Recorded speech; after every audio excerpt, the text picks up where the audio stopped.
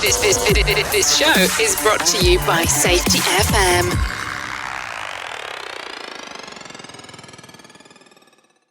What's up, peeps? Welcome back to Rebranding Safety. Rebranding Safety is the YouTube channel and podcast doing exactly what it says on the tin. We're here to challenge the perception of health and safety, and we do that right here on the podcast. We do that on YouTube as well. So if you're new here, hit those subscribe buttons and all that blah.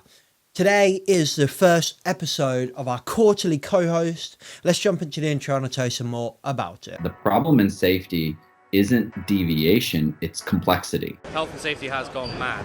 Health and safety is trying to unpick having gone mad in the past. There's no one solution and one problem. The problem is that we are looking for one solution. Does the structure of the team allow them to flourish? Feel safe enough to be uncomfortable. The environment defines our behaviours. People aren't the problem, they're the solution. Rebranding Safety, crushing the stereotype. Brought to you by Risk Fluent. What's up, peeps? Welcome back to Rebranding Safety. This is the first episode of the quarterly co-host, and before we get into it, I just want to give you a quick word from our sponsors. This episode is sponsored by Project Mollitiam. Project Mollitiam is the community for health and safety / risk professionals. If you want to drive your personal and professional development up the wazoo, then Project Mollitiam is the place for you, whether it's the weekly community calls, the monthly book club, or the outstanding quarterly wagon wheel.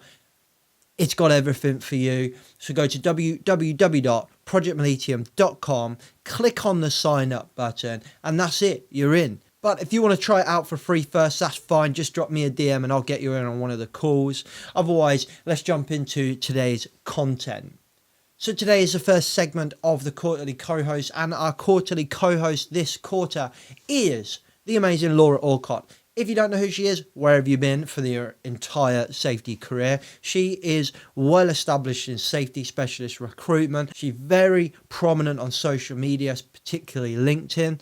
So, like I say, if you don't know who she is or where have you been, Laura and I have put together a great little mini series of 3 episodes talking to CEOs, MDs, proper business leaders to try and understand what they think about safety, what are the challenges they have on the board, how do they view safety and how do they manage safety, and what does that look like for them from the eyes of a CEO.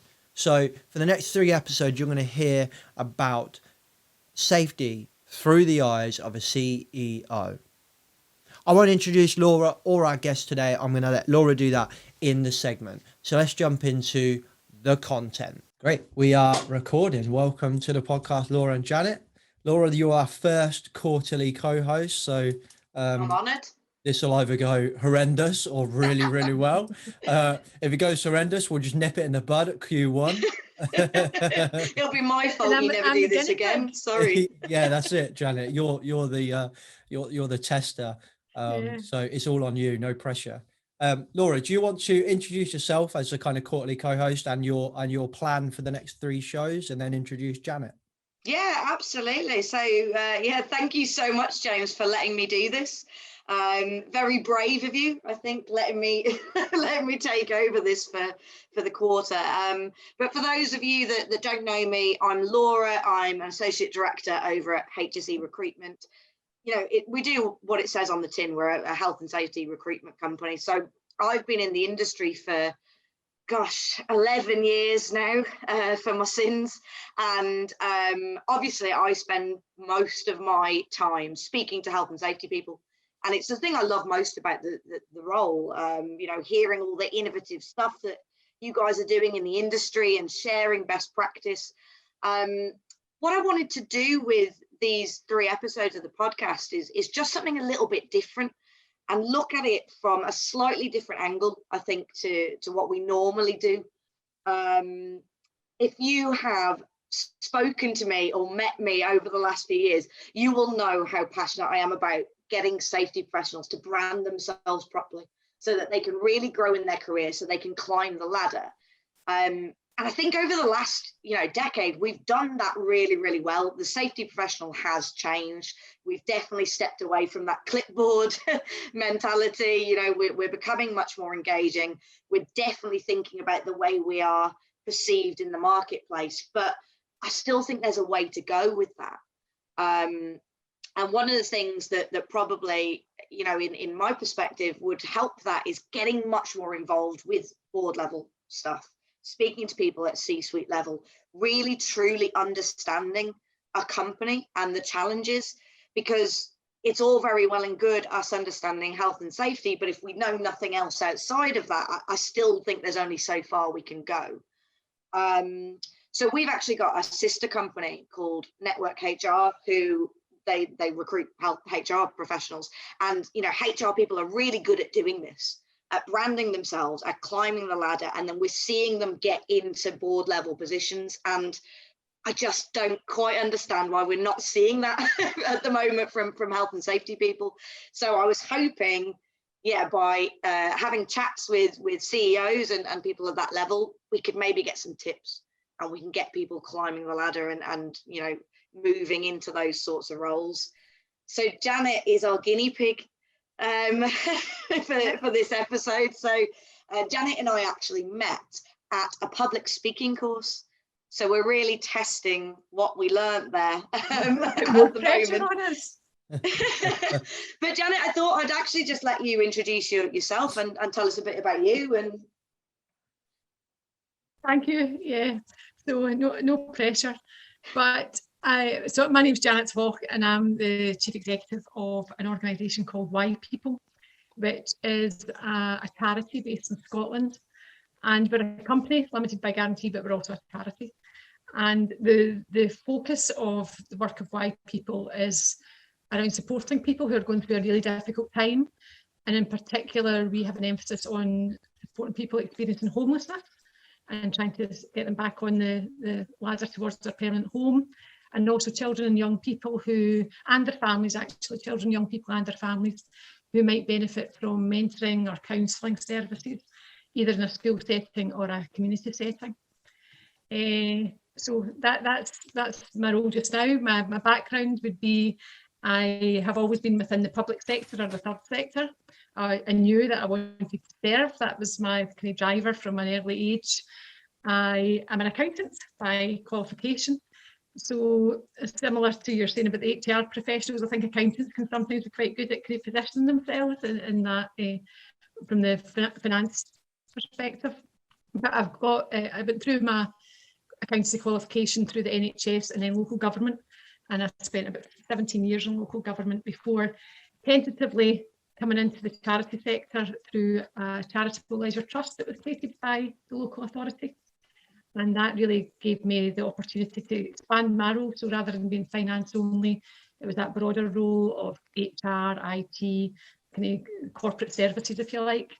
And so that was both a broader role, but also charity. And from that, I just loved being in a charity. I loved the purpose, being driven by purpose. And after 5 years with that organisation, I moved into another charity, what I called a real charity. So it was a charity that really focused on fundraising and was driven by individuals who chose to give their time and effort towards that charity. And that was an international charity that fed children in the place of education. So they were feeding, I think today it's about 1.5 million children every single day. So that was an amazing time of my life, amazing time of my career. But huge learning, huge opportunities for growth. And again, I grew into a COO role and then into a CEO role within that charity. And then in January of last year, I joined Why People as Chief Executive, 3 months before the pandemic hit. So it was a bit of an interesting time to join. And I've been there for the last year. That's a trial by fire, that joining just before the before the pandemic. I got 3 months at least. That was really interesting what you said, actually, because I didn't know you came from an accountancy background. And you're right, the accountancy route really does lend itself quite well to C-suite. You know, we see that very often, people going through accountancy into CFO and then across to CEO. And like I said, it's just not something we necessarily see from the safety market. And I've never quite understood why. I think, you know, when you become a leader in health and safety, you are a true leader in a lot of senses of the words, but there just doesn't seem to be that next level. And I think one of the issues that we do find in the safety professional is even just trying to get a place on the board to start with. You know, that's probably one of the hardest bits, is getting in front of the board and actually speaking to them. I mean, from sort of a general perspective, from your accountancy background and from your actual, you know, CEO background, do you think there are particular skills that you need to get into C-suite level? Is there, you know, a certain type of person that it fits best? Or? I don't know that it's necessarily a type of person, but it's interesting because I think what you said about HR and finance, I think those are well-established functions within a company, within an organisation, and often it's kind of acceptable. That's not the right word, but you know, it often happens that those people will move into a broader role. So finance, it's so common that suddenly you get IT, suddenly you get HR, and suddenly you're the kind of corporate services. So that happens often. I think, to me, the technical skills aren't as important as the personal skills to think about that board level. I think it is about having a real passion for what you do and a determination to do things well. And again, my experience would be, I was always the person putting my hand up, saying, well, I'll do that, and really wanting to do more in every organisation I've been in. And I think that having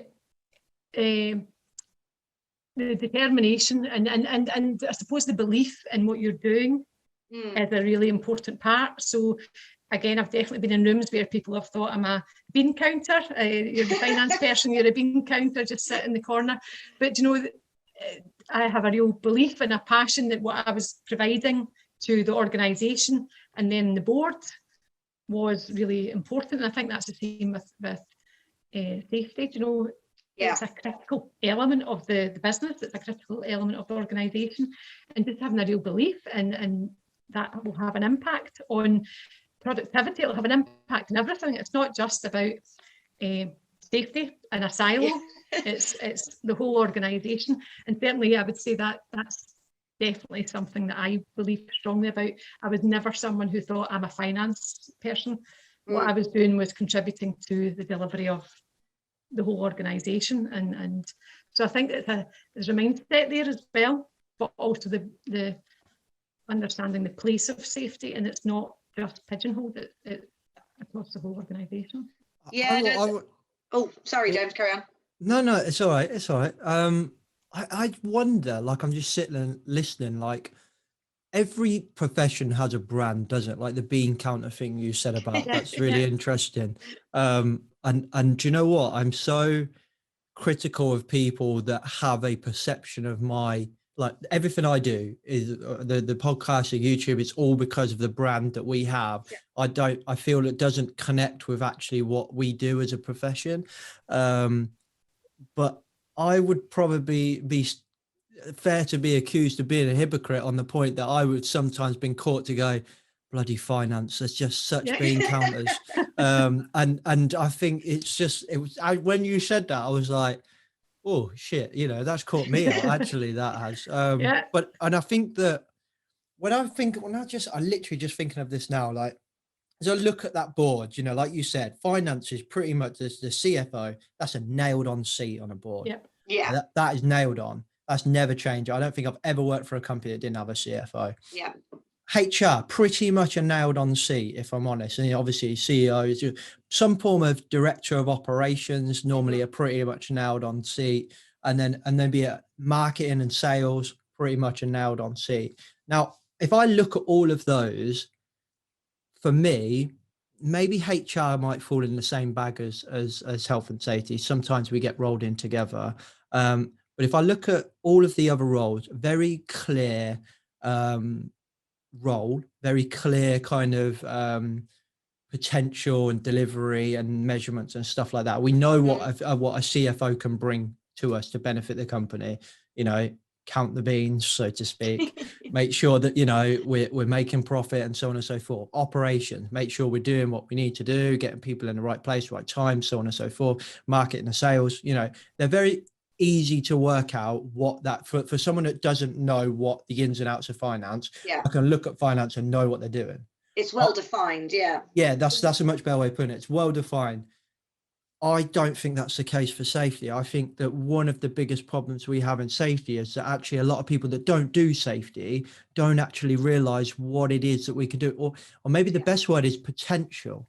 Like, you understand the potential of a good CFO, you understand the potential of a good sales or a marketeer. Do you understand the potential of a good safety professional? And that's not a question for you, Janet, unless you want to answer it, because that's a very big question. But that's what my thought process was going as you were speaking. I completely agree with you. And that's why the personal branding stuff I talk about all the time, that's why I think it's so important, because until people understand the true role of a safety professional, I don't think we can have that interaction. I don't think we can have that seat on the board, that, you know, that really, really defined role, because as all the work we've done in health and safety to change the perception, it's great. You know, we all pat ourselves on the back all the time. We've done a really, really good job. But all you have to do is take a look at, you know, the Daily Mail and their health and safety articles, just to show that most people still don't get it. They think that health and safety people are here just to stop you having fun, shut it down, that's it. So that there's definitely a disconnect between what we see internally as our role and what everybody else probably sees. But I would maybe come in there to say, I think there's real synergies with, I'll stick to accountancy because that's the one I'm closest to, but I think the same could be said of finance professionals. You know, some people think that we're just there to put up barriers. We're just there to say, oh, you're over budget, so don't spend any more money, or, you know, it's about the negative side of it. But I've always believed that there's so much more to finance. It is about, I wouldn't have called it a personal brand, but certainly understanding your role and understanding the importance of it and presenting that in a way that's helpful. No, we're here to actually enable you to do your job, because you don't have to think about that. Yeah. So we do that for you, so that we can give you the assurance you need, so that you can go on and do what you need to do. And I think that's the same for safety. Do you know, without that safety professional doing their element of the work required for the business, for the organisation, then it would make all of our jobs much harder, because you would have to incorporate it in a different way. So really interesting. I hadn't thought about it from the perspective of a safety professional, but certainly I've experienced it as a finance professional. That's really interesting the way you put that. That's got my brain ticking now, actually. Like, I can see your brain ticking, James. Yeah, they're all business risk areas, aren't they? If you think about it, no sales, business risk. You know, bad finance, business risk. So I kind of come back to the same question, and again, this is not a question for us to answer, but maybe one for us to just generally chew the fat on it. Like, why is it then that safety really struggles to get on the board? You know, if finance still struggle with the exactly same brand as what we have, really, which is we exist to stop you doing what you're doing, which is not true. And then maybe the other side of it is that we exist just to make sure we're compliant, and that's a really easy part. When you would actually look at what we do, and there is some context to this, like Janet, from a non-safety professional, we're kind of going through a bit of an identity crisis now as a profession. We're trying to work out who we are ourselves. Like, there is a lot of kind of safety bean counters, essentially, that kind of count the checklists and go 1 checklist, 2 checklist, great, thank you very much. And we're kind of shifting over to understand that this is more about people, more of a people-centered approach, more of a psychological understanding, behavioral understanding, and so on and so forth. So there's context to that as well. But when I look at this, I'm just like, what is it that's making... Why are CEOs not turning around and looking at safety and going, that's what I need on my board? That I can't get an answer to that question. So again, if I think about, from my perspective, if I was looking at the board, it would be almost like combining safety with quality and it's ensuring that we're delivering the best possible services and ensuring the safety of everybody that we're supporting. So safety, it's about that kind of discrete siloed approach. It's not that. It's safety in the context of delivering quality services and ensuring that we deliver the best services. So it comes into that kind of operations space for me, but I know that might be different in different organisations, but for me it would be that, but with a specific emphasis. So I've definitely sat in organisations where there's been a dedicated subcommittee for health and safety.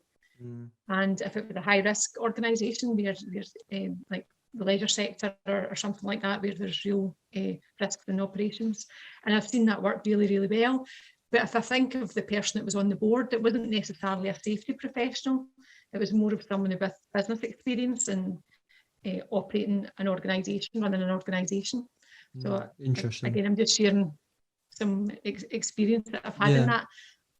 There's definitely something there with the holistic thing, and that's something we're seeing more and more with a lot of our clients is not seeing safety as this defined thing, but seeing it as a holistic business proposition. And that to me absolutely is going to open it up to the board, to that C-suite level stuff going forward, because like we were talking about, when you look at the board, you've got your sales and marketing, there's a defined risk there. You've got finance, there's a defined risk there, but that all comes under a banner of risk. It's just different types of it, isn't it? It's financial versus reputational versus actual people risk. So we're definitely seeing a trend towards that, and that for me I think is very exciting, because that seems to suggest that we are going in the right way and people are seeing the benefit of us as a profession at that sort of level.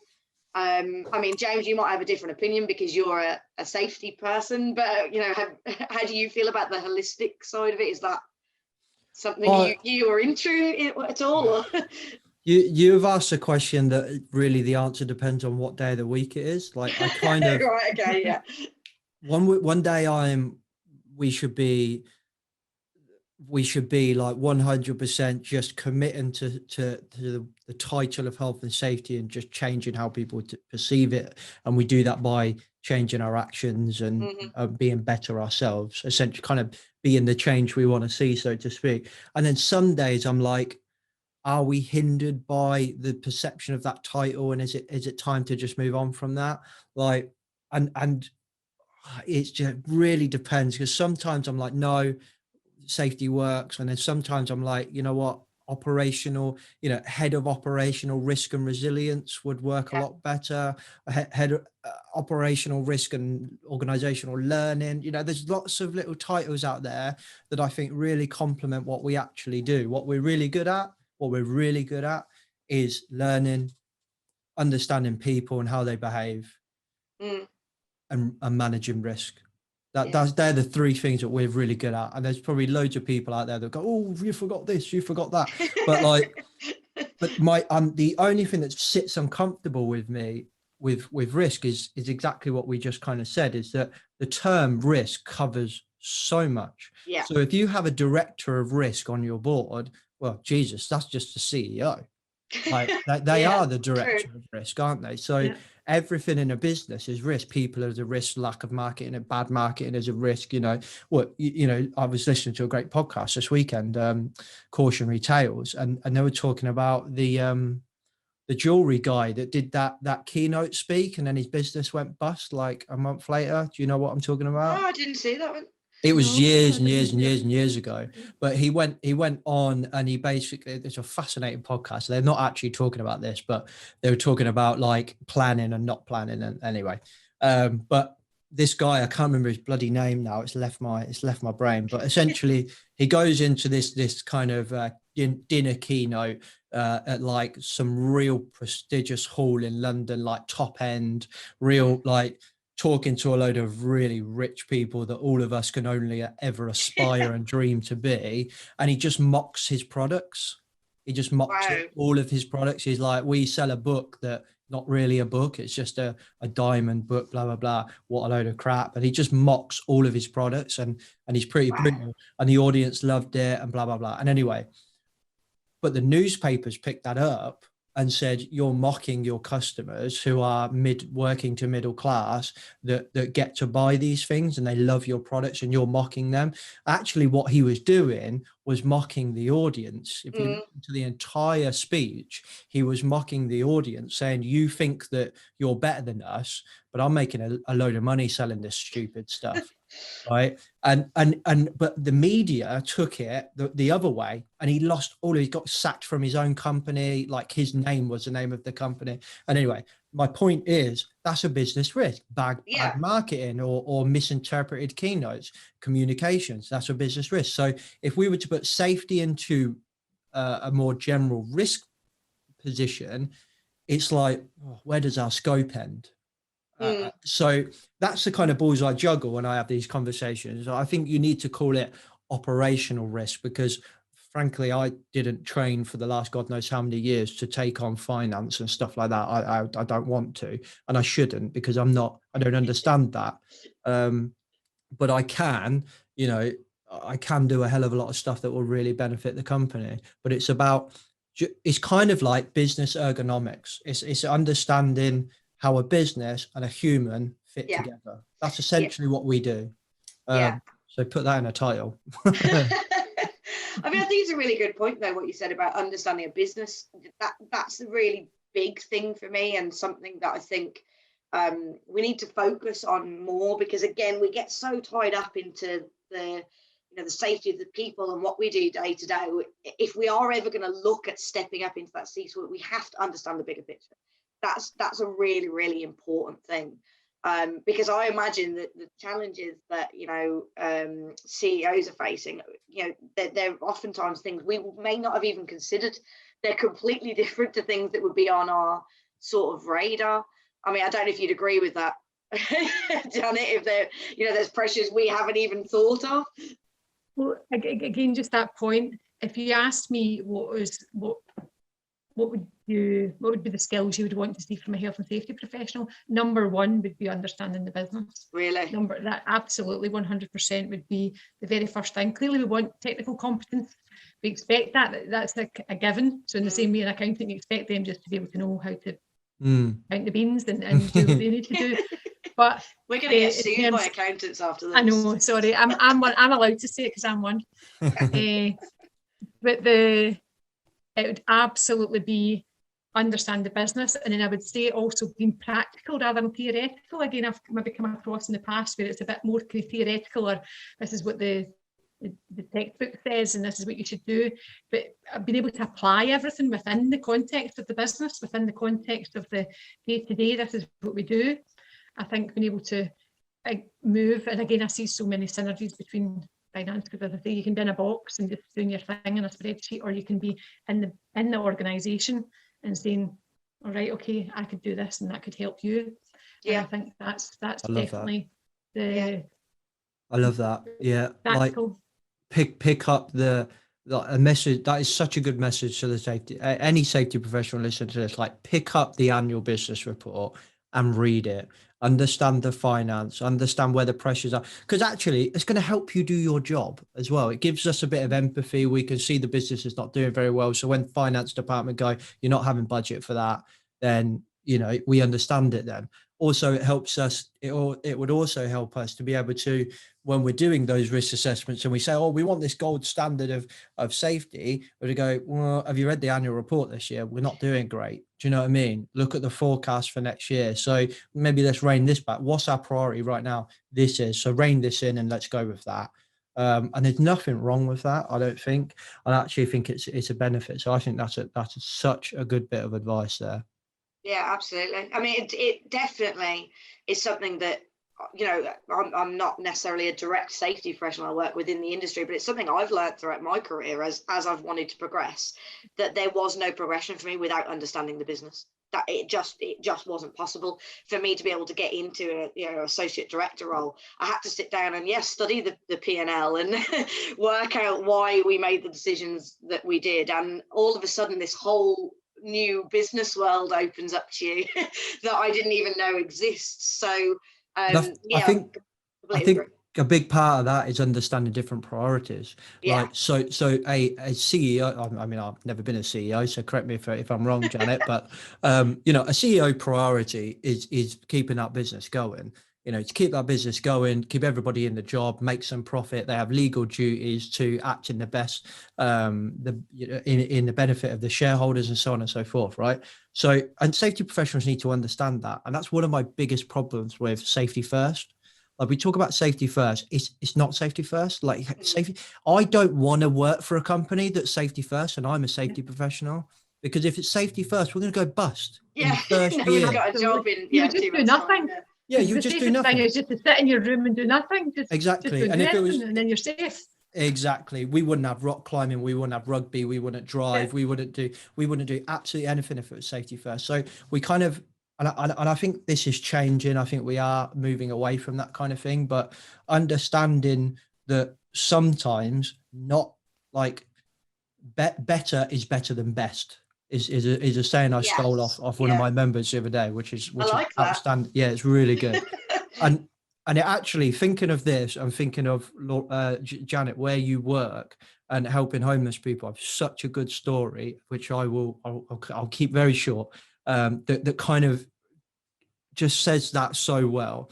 I used to work for a housing association, and in that housing association, in my area that I manage, we had a vacant property, and we had this vacant property for so long, and it was coming up to winter, and we had somebody within the company basically had a conversation with a homeless charity and said, look, it's vacant. Why don't you as a charity rent it off us for a very low price, and you can use it for the homeless people over the winter.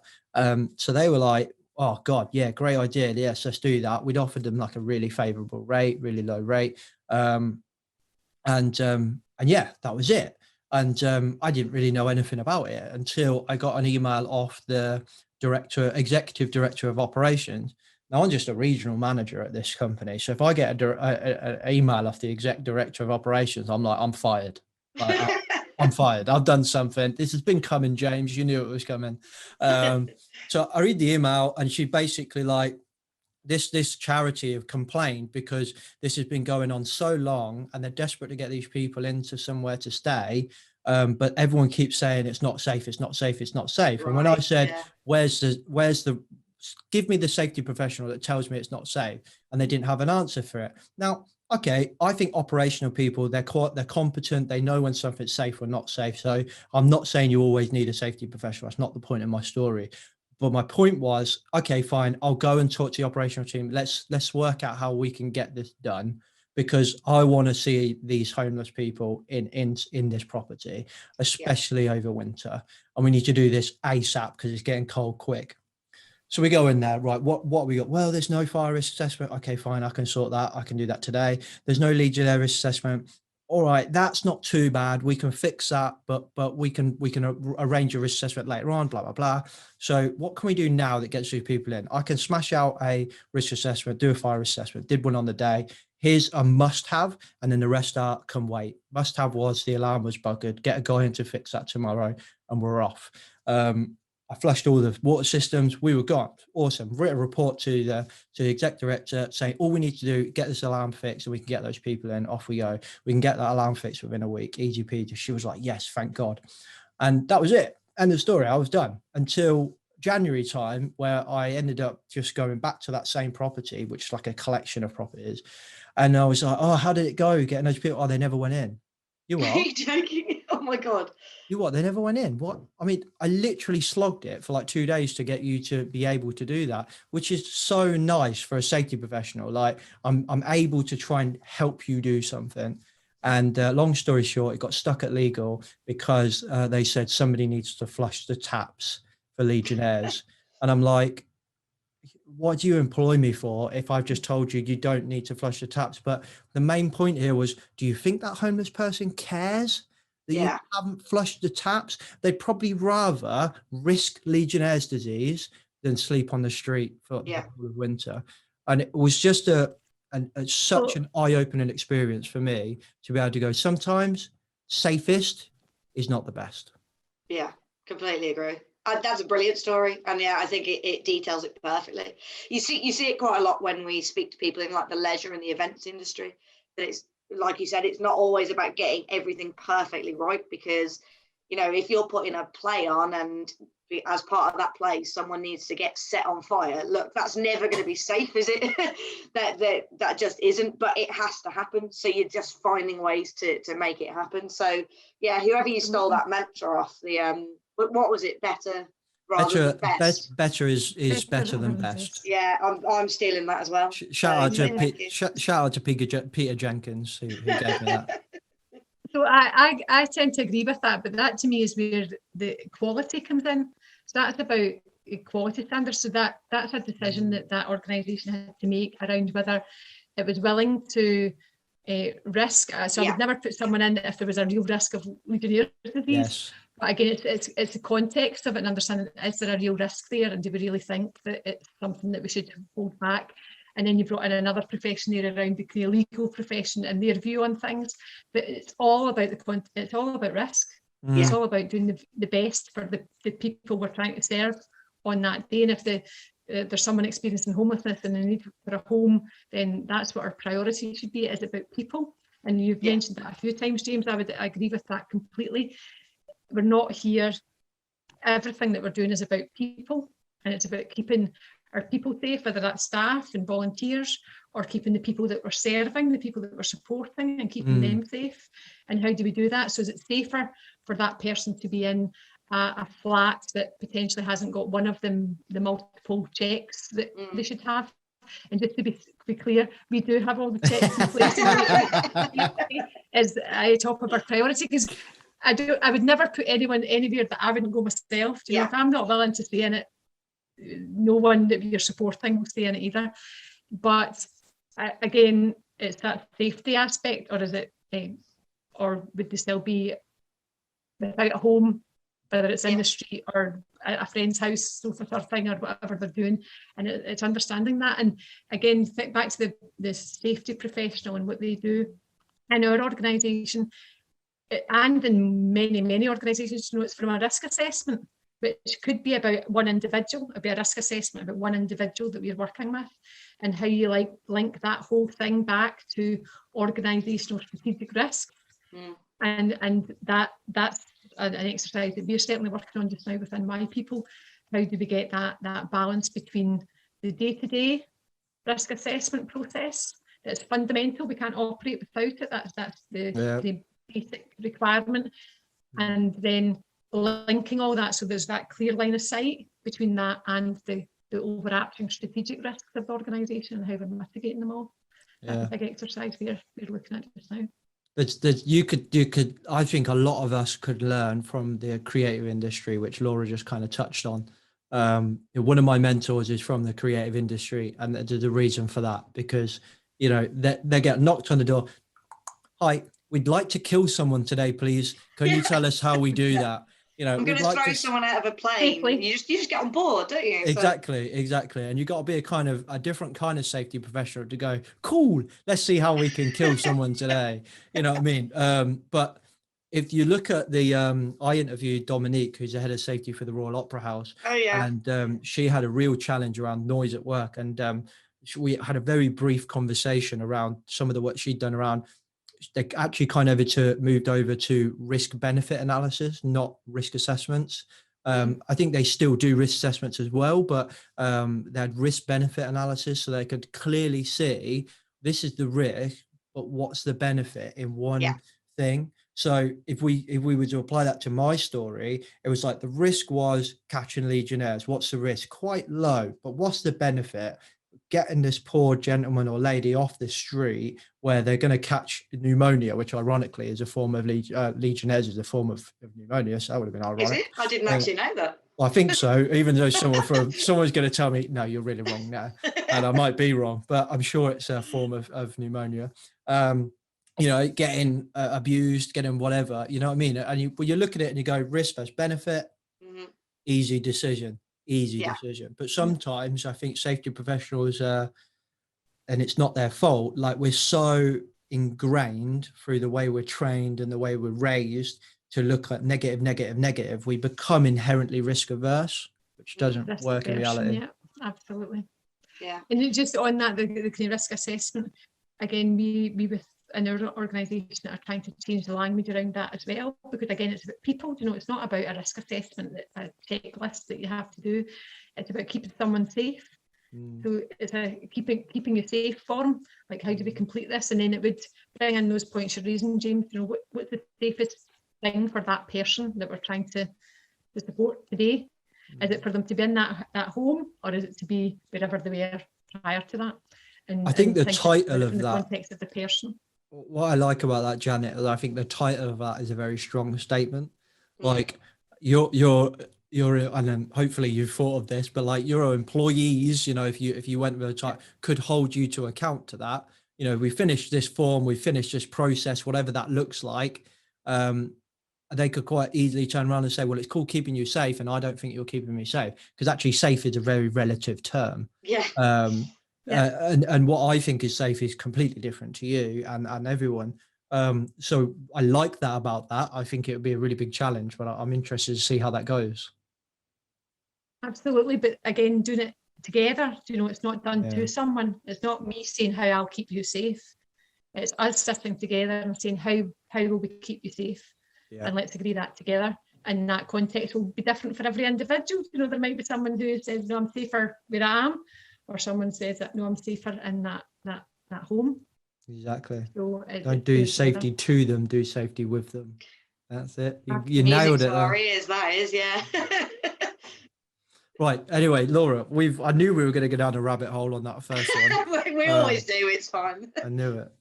I'll let you carry on.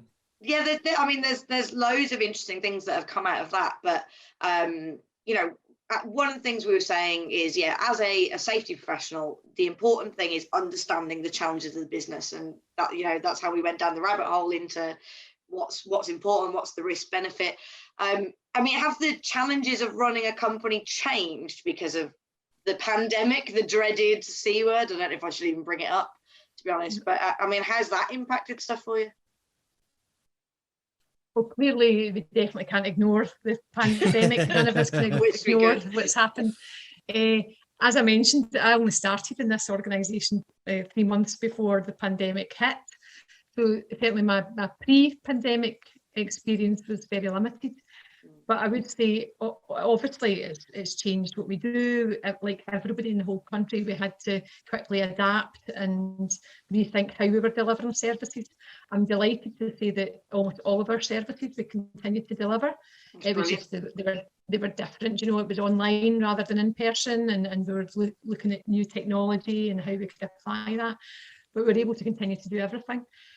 But I do think it was maybe not changed what the challenges are, but it's accelerated some and slowed down others. So when I came into this role, I'd been speaking to the board beforehand, and one of the key things we wanted to do was look at our long-term strategy.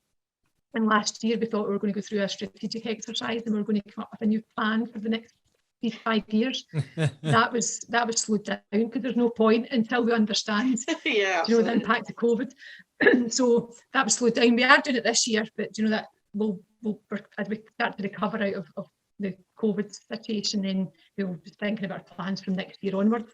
But we can push that back.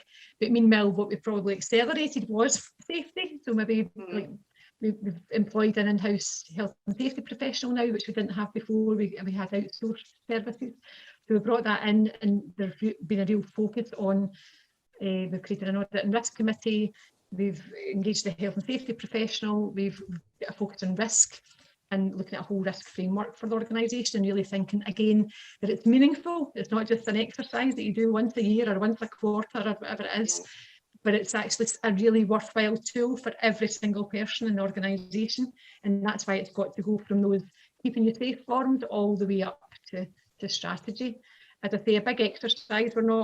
It's not completed yet, but it's something that's really important to us, to make sure that it's not seen that safety sits here and then we all do our thing here. Safety is right across everything, as you've been saying, and risk sits across absolutely everything. But it's managing it. Life is about risk. Life is about we need to be able to manage it. Yeah, I think that's interesting that you use the word accelerate several times, because that's definitely how it's felt, hasn't it? It has been foot to the floor for the last 12 months. I think every company that I've dealt with, including ourselves, it has accelerated our plans. Things have changed so much quicker than we ever could have anticipated, but that's then brought up risks of its own. One of the major things that we're trying to cover ourselves internally is, this pandemic completely accelerated our flexible working, our culture of you can work where you want, when you want, as long as you get the job done.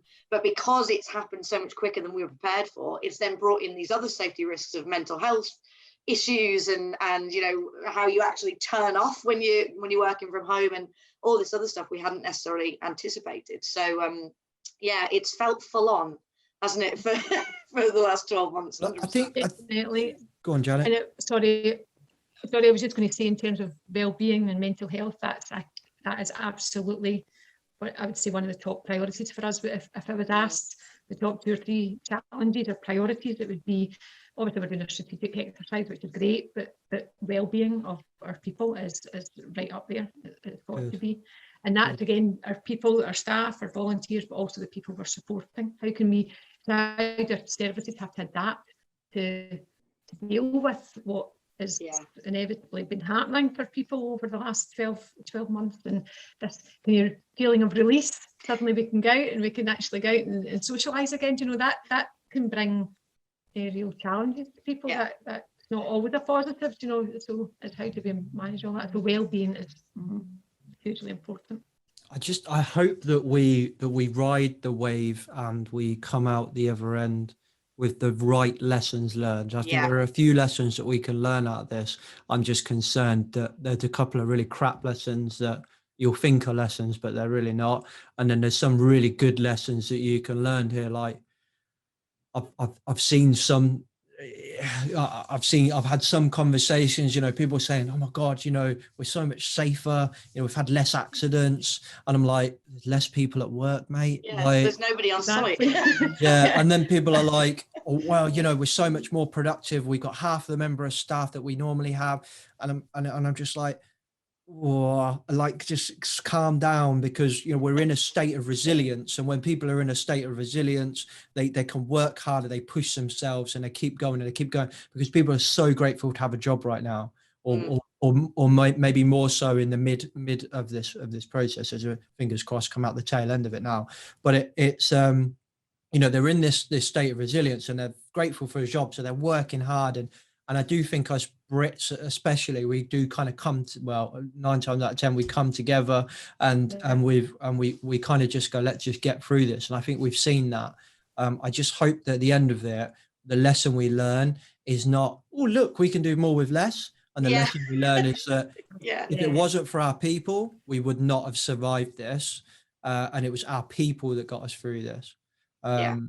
Absolutely, 100%. And when I said how we kind of decelerated, whatever the word would be, our strategic exercise last year, what we did instead was we came up with an 18-month plan just to see us through to next March. And that 18-month plan was based on 2 pillars. And the first pillar was the 3 R's. It was the recover, reflect, reform. But that reflect in the middle, it's really, really important. We need to learn from this. So as we recover, we need to also reflect, and we need to reform. We need to really think about what we do at the end of this. So that's a pillar that still is running. And sitting alongside that was that kind of foundational piece, looking ahead. So in preparation for looking ahead post-COVID, it was pillar 2, which is our people, our processes, and our priorities. Really, and that was coming from our people being exactly as you say, James. We can't do this without our people, and we really need to. We thought about capacity. We brought in new roles. We focused on the structure, but also well-being. How do we support our people differently? We're still not there yet, like you, Laura. We're still working through kind of flexibility. What does it actually mean, and what policies do we need to have? And but then the last P being priorities. That was almost what do we need to say no to? Let's just be really clear what we need to do and what we don't need to do, and just park some things and focus on that recover, reflect, reform. We need our people, all people in every organisation, fatigue is there. So we need that resilience to say we can't rely on that forever.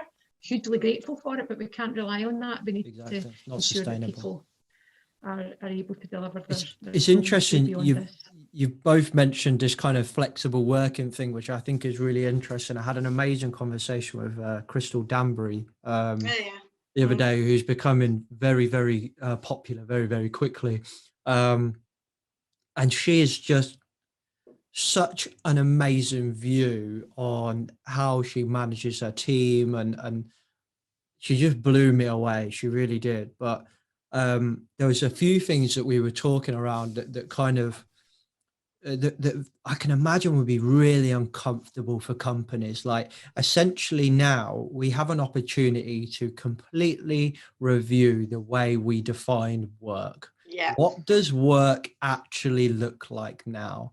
And actually that's really uncomfortable, because we've previously managed our people on some very simple, tangible things. You turned up at 9, you went home at 5, and you didn't talk too much in the coffee room throughout that time whilst you were there. And we kind of laugh at it, but that subconsciously, whether we did have the SMART objectives, that subconsciously is still in people's heads. Yeah. And you've turned up at 9, and people will still be doing it through this pandemic. They're working from home. I guarantee everyone's logging on at 9, even though actually maybe 9 o'clock's not a good time for you. Yeah. And she gives such a good story about a lady that actually it worked around her day. She just could not work 9 till 5, but she could and liked to work first thing in the morning and quite late at night. And that just worked for her. And she had like naps or something in the day. And so she's sending emails at like midnight or something. And people are like, oh my God, you shouldn't be sending emails working at like, you're obviously stressed. You're obviously overworked. And she's like, no, this is just how it works for me, because I'm not working throughout the entire day. So Crystal's view on it is like, I talk to her and I say, does that work for you? Is there anything you need from me? How can I help you? I want to make sure you're okay, but if that works for you, that's fine. And she's like, no, this works for me, blah, blah, blah. And just the story was just so beautiful. But I can just imagine how difficult that is for a manager to say, don't dictate the working time. Don't command and control like we have done for so many years, and give your people the resources, the tools, the competence that they need, and enable them. Because trust me, people want to do a good job. And if you let them do it, they'll do it. And if they don't do it, they're not right for you. And that's okay. So it's time to move on. Yeah, we had exactly the same conversation last week when we were at board, and that was basically where we came to, is it's not a one size fits all. It just isn't for this sort of thing, because we were saying there's a lot of people, within our work environment that are feeling the pressure working from home because they're not able to switch off. So, one of my co-directors was saying, well, we can solve that. We can just say, right, you don't have your emails on your phone. You don't answer emails after 6 o'clock at night. And I said, whoa, hang on, actually, that would really stress me out if I didn't have my emails on my phone. I like to check them. That's what keeps me calm, is I know when I come into the office, I've checked everything. I know what's there. I know what I'm facing. If you strip that away from me, I don't think I could actually function. So it just can't be a one size fits all mentality, can it? Because we're not all the same. We're not. Absolutely. And I suppose in our organisation, to pick up on the point you're making, James, it was recognising that. So if I get an email at 11 o'clock at night, I might want to respond to it. But it's again given permission to say, well, no, if that's not what you're working, don't feel obliged. So again, as a chief exec, I must confess that it's something I talk about a lot. I don't expect it, but sometimes if I sent an email, somebody would think, oh, I better respond to that. Yeah. But that's just because that might be a convenient time for me to send it. And I quite often keep them in my mailbox ready to go, and then wait to the next day to send them, because I don't want people to feel, oh, that's something I better answer quickly. But I think it's having that open conversation within the organisation to say, everyone's different, as you say, Laura. Everyone's got a different ways of working.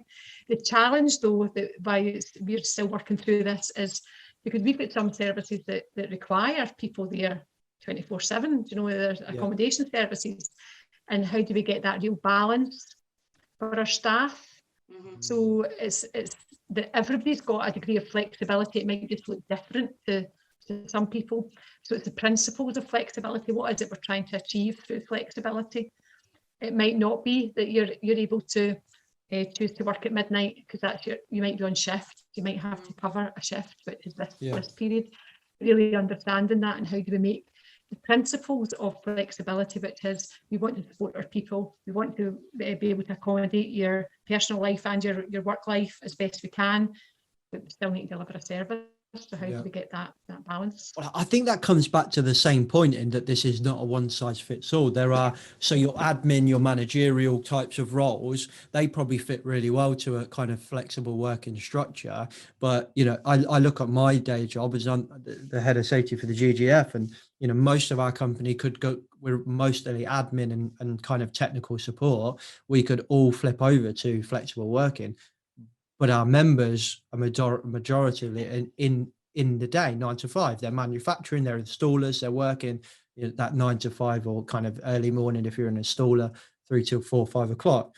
So it is sort of dictated by that kind of what are you actually trying to achieve here? So there needs to be flexibility in the flexible approach in a way to still deliver what we're trying to deliver, but that conversation can be, okay, so, and I'm just thinking out loud for what I kind of do, but like, this is stuff that must be done in this kind of time frame. So answering a question from a member, for example, you know, or something like that, that's in that time frame. So it's kind of like, actually the person's not flexible. It's kind of like the person's flexible and the structure's flexible, and they kind of just mold and weave, which is messy.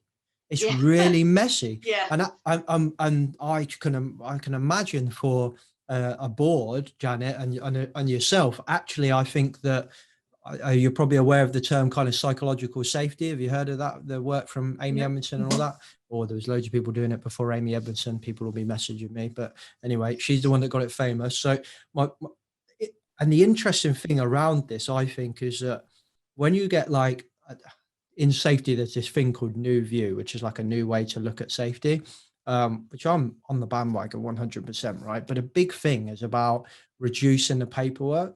So a lot of people read this book called The Safety Anarchist, right? Which is provocative for a reason. They read it, and then they go into work and they're like, right, we're going to burn all the paperwork. We're going to get rid of it. Rip it all up. This is not delivering safety, blah, blah, blah. And what they fail to remember is that paperwork delivers psychological safety for the board, because it tells them what's going on. Yeah. And that's the same thing with the clocking in and out 9 to 5. It's the same thing with the SMART objectives. It's the same thing. It creates a sense of we're going in the right direction for the board. So it's kind of like, to your original point you said like nearly an hour ago, was we need a more holistic view on what we're trying to achieve here and how does it work for everyone, because this is about to get really messy if we do it right. But messy is not necessarily a bad thing, but it's change is hard is kind of what I'm saying. And I don't think anybody knows what this is going to look like. And that's a really good thing, I think. Yeah, I mean, it can be seen that way, can't it? It's exciting times, but that, like you said, that comes with its own nervousness, doesn't it? There is so much change, and there's so many ways this could go right or it could go wrong, and it's about making sure we pick up the right lessons. Completely agree with that. Absolutely, I agree too. But it's also, again, doing it with the right intent. So, you know, if we make mistakes, we make mistakes, but it's learning from those quickly and be able to adapt quickly and not just trudging along thinking, okay, we'll keep trying it for a wee bit longer and see if we get a different outcome, and really being adaptive to that. So I think that's really important as well. But yeah, change can be good. It's just the pace of change, and just with everything that's happened over the last year, just making sure that we're mindful of that as we also think ahead. I love what you said there. Was similar to a tagline that I got again at the weekend. I run a little side membership, and we run an event at the weekend, and the keynote was talking about a company you went to, and their tagline was we fail fast, or we fail quick. And I was just like, when he said that, he was like, I love that. And I was like, I love it even more. Like, you know, if you can fail quick and say we failed, you know, move on, learn, move on, like that's just powerful to see from a company if they live it. But you know, from a I should imagine from from a CEO's point of view, a chief exec's point of view, that's vulnerability that we talk about a lot, being vulnerable as a leader and saying, you know, it's all right to fail and admit that you can fail. I imagine that must be really hard to kind of overcome. Like, was that a natural transition? Were you like that all the time, or was that just something you were like, oh my God, this is really uncomfortable, and then you got it? Definitely a natural thing for me. You know, again, even the fact that you've invited me on here as a chief exec, it's that imposter syndrome. You know, I'm just a person who does a job, and I don't have all the answers. Absolutely not. Do I have all the answers? We all need good people around about us, and people that are. So that's why the role of the safety person, the role of the finance person, the role of the HR person, how we all need good people around about us, and admitting. I ask lots of questions. If you speak to anybody in my team, they'll tell you I ask lots of questions. I like to try and understand things, but I definitely don't have all the answers. Definitely not. And I think vulnerability is good, and it's very much in line with us. So again, maybe that's why I'm kind of attracted to the charity sector as well, because you know, we're here to serve people. We're not here to do to people. So the same thing we've been talking about. We need to hear from them what they need and be able to adapt. So vulnerability is just inherent, certainly in me and in, I would say, everyone in our organisation. You know, we need to be open and transparent. Our values are at the forefront of everything we do. Reflective is one of our values. We want to learn. We want to know when we've got it right, when we've got it wrong. I love that. I've got like one last question, actually. I was kind of taken over here a bit, Laura. I apologise. It's fine. No problem. I'm enjoying the conversation, so crack on. I think what I've seen companies do really well and some companies do not so well during this pandemic was really early on actually being vulnerable as a leader and saying, do you know what? Global pandemics are really new to me as well, and I don't have all the answers.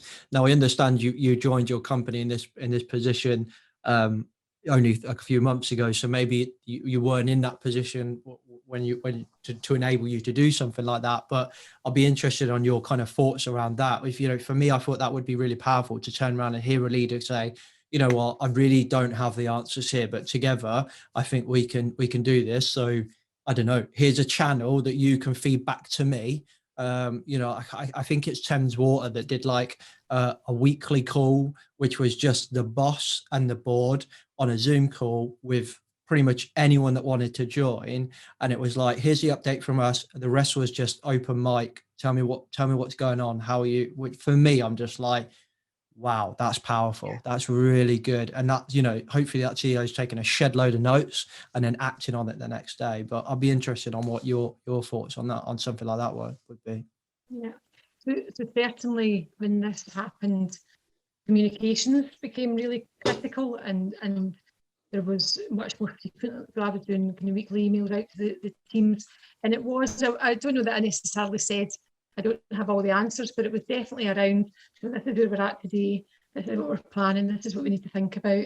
But meanwhile, everything you're doing is, it was the teams, that was the staff who were keeping the services going, not me. Yeah. It was them, it was being grateful for what they were doing on the ground and how they were adapting immediately to be able to continue to deliver services. And that did involve safety risk assessments, or looking at safety and everything else, because they were having to change quickly into doing something entirely different. Then protocols were coming out for COVID and they were having to adapt to all of them. So it was definitely, the communication was around, the subliminal message was, I don't have the answers, but you guys do, and you're doing it today, and make sure that you keep telling us about how we can learn from each other and share that. So we did have a few kind of drop-in sessions and different things, but it's keeping it going and making sure that, again, it's the balance between being vulnerable but giving reassurance. Yeah. We still were on a path, you know, we knew it wasn't all, oh my goodness, we've got no idea what's happening here. It was, that would have been a great message to give, but it also wasn't true. It was, you know, one day at a time. Let's get through this week. Let's focus on what we need to do now, and let's plan for next week and make sure we're prepped for that, and realign resources to make sure we're directing resources to where we need them. And that was definitely based on what we were hearing from the services. It wasn't based on us. Again, there used to be a term used, it still probably is, but the head office. But we've intentionally, there's no head office, we're the support function, which is there to support all the services. So thinking about the redirecting the resources of the support functions out to where they were needed most, whether that was buying PPE or procuring things centrally to try and get it out to services. And it was all hands to the deck, and it was amazing how the staff responded, but that definitely wasn't about, it was about all of us. So I'm not saying I didn't have a role. I had a small role, the same as everyone else, but it was definitely everybody pulling together. Yeah. And I think that's a major learn for us as well, and something I think we really wanted to take forward with it. Speaking to a lot of my team and a lot of the other guys in the different offices that work with us, when the pandemic first happened, seeing our CEO having that vulnerability and having those open conversations, saying, look, we've got a strategy, we know what we're doing, we're keeping you as informed as we can, but yeah, it's scary, and just admitting that it was scary and it was challenging.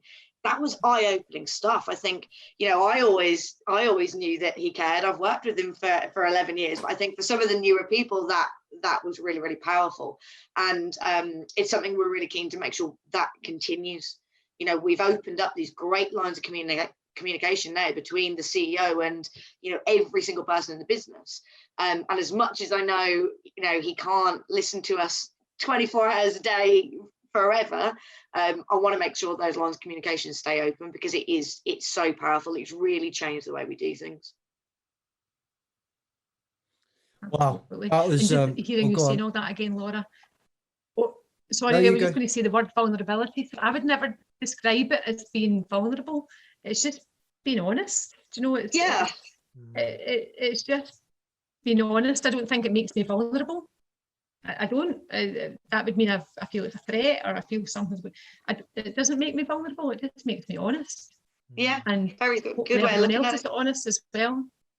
I love that. I think that's really powerful, actually. Yeah, just honesty, isn't it?